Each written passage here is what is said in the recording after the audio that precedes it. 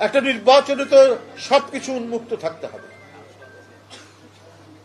কাকে কত টাকা আপনি ঘুষ দিয়েছেন কিনা এই সন্দেহ তো মানুষ করতেই পারে। আপনি ঘুষ দিয়ে মুখ বন্ধ রাখার চেষ্টা করেছেন, না হলে এ কথা আপনি বলবেন কেন যে আমি সব ফাঁস করে দিব? তাহলে গোপন কোনো একটা মেকানিজম, একটা কলাকৌশল আপনি নিশ্চয়ই তৈরি করেছেন, যে কারণে এই কথাটি আপনি বলছেন। এই প্রশ্ন, এই সন্দেহ, এই সংশয় সবার মধ্যেই এটা তৈরি হতে পারে।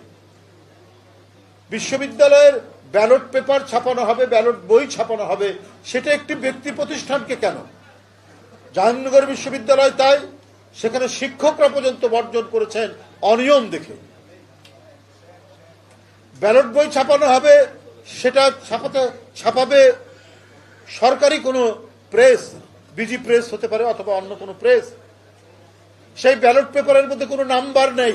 সেই ব্যালট পেপার ছাপানো হচ্ছে প্রাইভেট কোনো প্রেস থেকে, যে প্রেসের মালিকের সাথে একটি বিশেষ রাজনৈতিক দল তাদের সম্পর্ক আছে। এটাও প্রমাণিত হয়েছে। যেদিন ভোট সেই দিন ভোটার তৈরি করা হচ্ছে এবং হাতে লিখে জাহাঙ্গীরনগর বিশ্ববিদ্যালয়ে। তো এগুলো কি অনিয়ম নয়? আপনি জালিয়াতি না বললেও এটা একটা বিশ্ববিদ্যালয়ের কর্তৃপক্ষের সামগ্রিক মেকানিজম, যাতে একটি ছাত্র সংগঠনকে বিজয়ী করা যায়। ঠিক একই কাজও ঢাকা বিশ্ববিদ্যালয়ে হয়েছে। আপনি ব্যালট পেপার ছাপিয়েছেন প্রাইভেট একটি প্রেস থেকে, এটা তো করতে পারেন না। এটা পাবলিক বিশ্ববিদ্যালয়, পাবলিক বিশ্ববিদ্যালয়ের আপনার আর ব্যালট পেপার এটা তো অত্যন্ত সিকিউরড, এটার নিরাপত্তা থাকতে হতে পারে। সেই ব্যালট পেপারে কোনো নাম্বার নেই,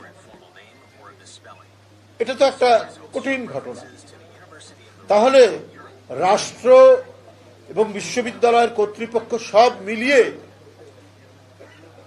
কোনো একটা গভীর নীলনকশা তৈরি হচ্ছে কিনা, যে টার্গেট করে যেখানে জাতীয়তাবাদী শক্তিকে উঠতে, আমরা আওয়ামী লীগকে তাড়িয়েছি, এখন এদেরকে ঘায়েল করতে হবে, এই একটা কোনো মাস্টার প্ল্যান করা হয়েছে কিনা সেটা আজকে মানুষকে ভাবিয়ে তুলেছে।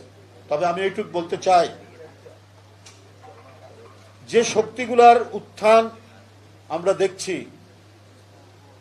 সেটা দেশের গণতন্ত্রের জন্যও বিপজ্জনক, গণতন্ত্রের চর্চার জন্য বিপজ্জনক, এবং আমাদের যে মানুষের যে ধর্মীয় চেতনা,